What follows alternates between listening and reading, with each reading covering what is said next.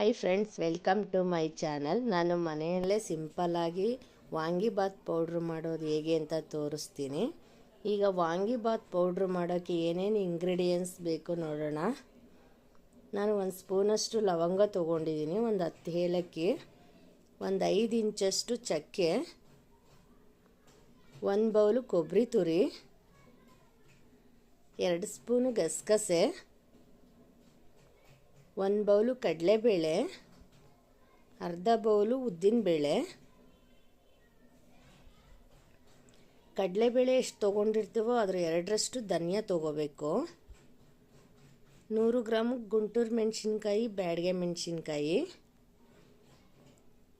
ಈಗ 1 ಸ್ಪೂನ್ ಎಣ್ಣೆ ಹಾಕ್ಕೊಂಡು ಲೋ ಫ್ಲೇಮಲ್ಲೇ ಕಡಲೆಬೇಳೆ ಹಾಕ್ಕೊಂಡು ಹುರ್ಕೋಬೇಕು.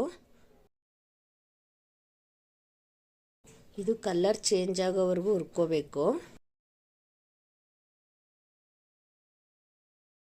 ಈಗ ಕಲರ್ ಚೇಂಜ್ ಆಗಿದೆ.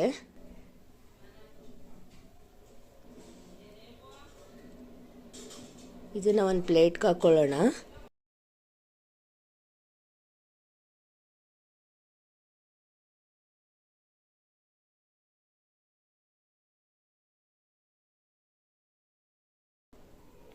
ಇದನ್ನೆಲ್ಲ ಪ್ಲೇಟ್ಗೆ ಹಾಕ್ಕೊಂಡಾಗಿದೆ. ಅದೇ ಕಡಾಯಿಗೆ ಇನ್ನೊಂದು ಅರ್ಧ ಸ್ಪೂನ್ ಎಣ್ಣೆ ಹಾಕ್ಕೊಂಡು ಉದ್ದಿನಬೇಳೆ ಹಾಕ್ಕೊಂಡು ಕೆಂಪುಗಾಗೋವರೆಗೂ ಹುರ್ಕೋಬೇಕು.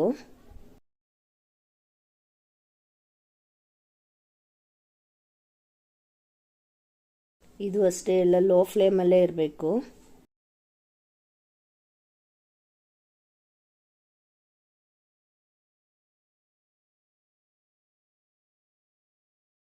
ಈಗ ಉದ್ದಿನಬೇಳೆನೂ ಕಲರ್ ಚೇಂಜ್ ಆಗಿದೆ. ಇದನ್ನು ಅಷ್ಟೇ ಒಂದು ಪ್ಲೇಟ್ಗೆ ಹಾಕ್ಕೊಳ್ಳೋಣ.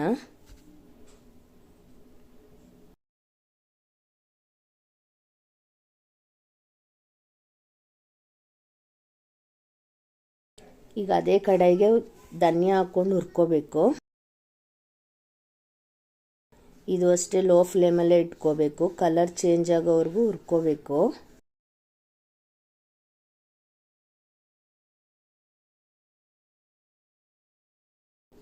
ಧನಿಯಾನು ಅಷ್ಟೇ ಈಗ ಹುರಿದಿದ್ದಾಗಿದೆ, ಕಲರ್ ಚೇಂಜ್ ಆಗಿದೆ.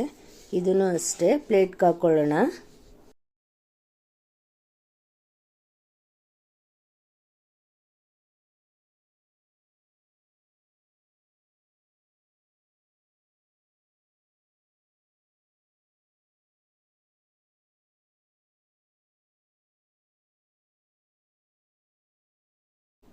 ಈಗ ಇದೇ ಕಡಾಯಿಗೆ ಚಕ್ಕೆ ಮತ್ತು ಏಲಕ್ಕಿ ಮತ್ತು ಲವಂಗ ಹಾಕ್ಕೊಂಡು ಹುರ್ಕೋಬೇಕು. 1 ನಿಮಿಷ ಹುರ್ಕೊಂಡ್ರೆ ಸಾಕಿದು.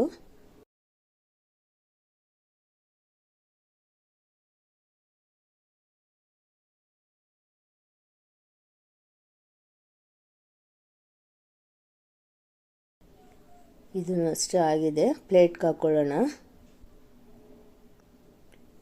ಇದೇ ಕಡಾಯಿಗೆ ಅದೇ ಬಿಸಿನಲ್ಲೇ ಗಸಗಸೆ ಹಾಕ್ಕೊಂಡು ಹುರ್ಕೋಬೇಕು.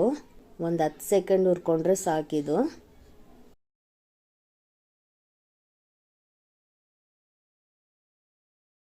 ಈಗ ಹುರ್ಕೊಂಡಾಗಿದೆ. ಇದನ್ನು ಅಷ್ಟೇ ಪ್ಲೇಟ್ಗೆ ಹಾಕ್ಕೊಳ್ಳೋಣ.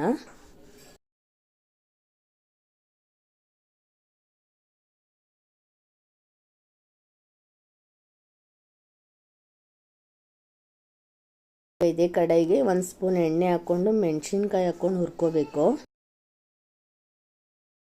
ಇದು ಅಷ್ಟೇ 2 ನಿಮಿಷ ಹುರ್ಕೊಂಡ್ರೆ ಸಾಕು. ಇದು ಅಷ್ಟೇ ಲೋ ಫ್ಲೇಮಲ್ಲೇ ಹುರ್ಕೋಬೇಕು. ಮೆಣಸಿನ್ಕಾಯಿ ಸಿಹಿಬಾರ್ದು.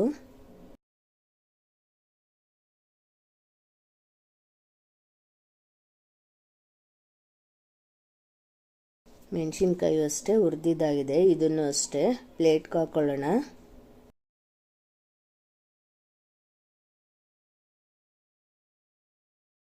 ಈಗ ಇದೇ ಕಡಾಯಿಗೆ ಕೊಬ್ಬರಿ ತುರಿ ಹಾಕ್ಕೊಂಡು 1-2 ನಿಮಿಷ ಫ್ರೈ ಮಾಡ್ಕೋಬೇಕು, ಕಲರ್ ಚೇಂಜ್ ಆಗೋವರೆಗೂ.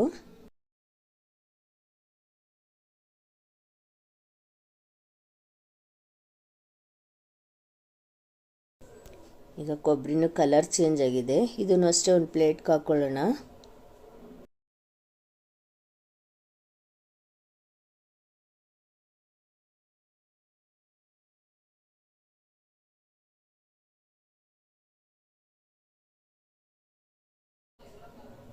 ಇದೆಲ್ಲ ಆರಿದ್ಮೇಲೆ ಮಿಕ್ಸಿ ಮಾಡ್ಕೋಬೇಕು.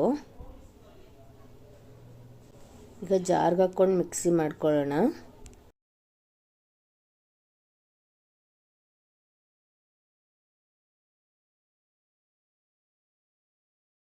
ಈಗೆಲ್ಲ ಜಾರ್ಗೆ ಹಾಕ್ಕೊಂಡಾಗಿದೆ. ಇದನ್ನು ಈಗ ಮಿಕ್ಸಿ ಮಾಡ್ಕೊಳ್ಳೋಣ. ಈಗ ಮಿಕ್ಸಿ ಮಾಡ್ಕೊಂಡಾಗಿದೆ. ಈಗ ವಾಂಗಿಬಾತ್ ಪೌಡ್ರು ರೆಡಿಯಾಗಿದೆ. ನಿಮಗೆ ರೆಸಿಪಿ ಇಷ್ಟ ಆಗಿದ್ದರೆ ಲೈಕ್ ಮಾಡಿ, ಶೇರ್ ಮಾಡಿ, ಕಮೆಂಟ್ ಮಾಡಿ, ಸಬ್ಸ್ಕ್ರೈಬ್ ಮಾಡಿ. Thank you.